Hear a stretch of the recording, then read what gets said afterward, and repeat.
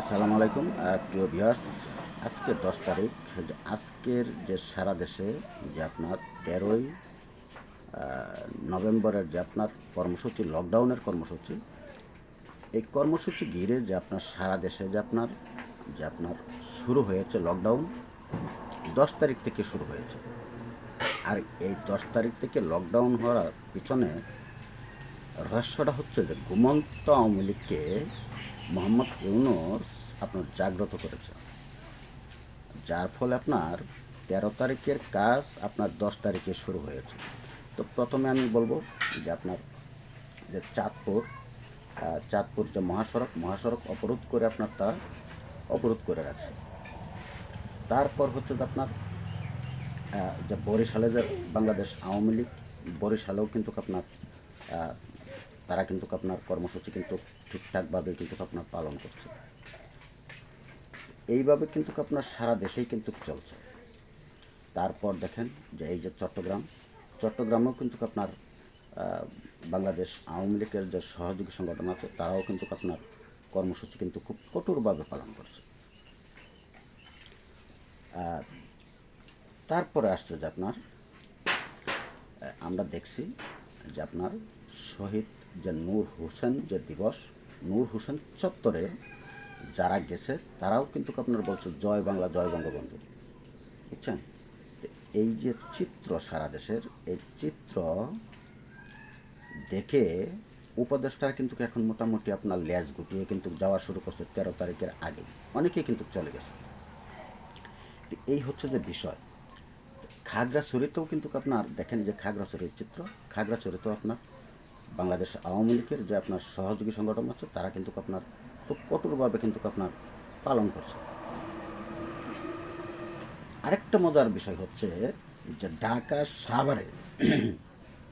সাভারে আপনার শেখ হাসিনা আসবে, বাংলাদেশ হাসবে, সাভার থানা পুলিশ সহ এই ব্যানার ধরেছে। এই ব্যানার আপনার ঢাকা সাভার থানা। তো এই সারা দেশের চিত্র যেটা আমি বলার চেষ্টা করছিলাম আপনাদের মাঝে। তারপর হচ্ছে যে আপনার তারপর হচ্ছে যে আপনার যে চট্টগ্রামে যে আপনার যে শুরু হয়েছে চট্টগ্রামে আপনার ঝুটিকা মিছিল, আওয়ামী লীগের ঝুটিকা মিছিলে আপনার সামাল না দিতে পেরে বেকায়দায় পুলিশ। কালের কণ্ঠ একটা রিপোর্ট তারা করেছে। তো যাক, আমি সর্বশেষে যেটা আমি বলতে চেয়েছিলাম যে আজকে এখানে উপদেষ্টারা কিন্তু অনেকেই কিন্তু আপনার লেজ গুলিয়ে পাঠিয়েছে। দেখেন এই মিশরের উদ্দেশ্যে আপনার এনসিপির নেতা সারাজিস আলম মিশরে পাড়ি দিয়েছে গত রাত্রে। তো এর মধ্যে কিন্তু আপনার যে বিষয়গুলি এখানে আপনার উপদেষ্টা আরেকজন আছে, সেও কিন্তু আপনার কিন্তু পাড়ি দিয়েছে। তারও এখানে চিত্রটা আছে, সেও কিন্তু আপনার বিদেশ পাড়ি দিয়েছে।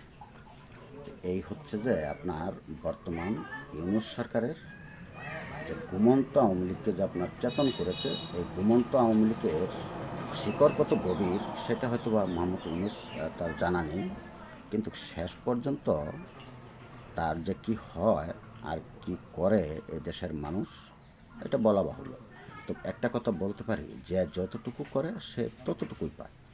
আপনি কি না করছে সে, সাংবাদিক থেকে শুরু করে আপনার মুক্তিযোদ্ধা থেকে শুরু করে সকলকে আপনার ধরে জেল হাজতে সে ঢুকিয়ে দিচ্ছে। কোনো মামলা নাই, মহদ্দমা নাই, কোনো কিচ্ছু নেই। বিনা অন্যায়ে মানুষকে জেল হাজতে ভরে রাখা, এটা রাষ্ট্রের গণতন্ত্রের জন্য কতটুকু ক্ষতিকর, এটা বিচার বিশ্লেষণ যারা করে একমাত্র তারাই বলবে। ক্ষুদ্র মানুষও বলতে পারেন, ক্ষুদ্র মানুষও এখন বুঝে গেছে যে মোহাম্মদ ইউনূস যে গণতন্ত্রকে ক্ষুণ্ণ করেছে, রাষ্ট্রের স্বাধীনতাকে বিনষ্ট করেছে। তার এই কর্মকাণ্ডে মানুষ এখন অদৃষ্ট হয়ে গেছে।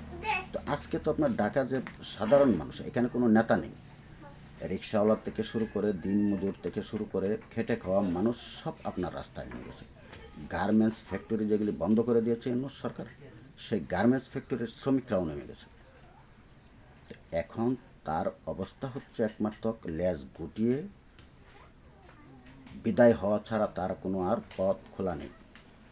আজকের ভিডিও যে যেখান থেকে দেখছেন প্রত্যেকে ভালো থাকবেন, সুস্থ থাকবেন এই প্রত্যাশাই করছি। আল্লাহ হাফেজ।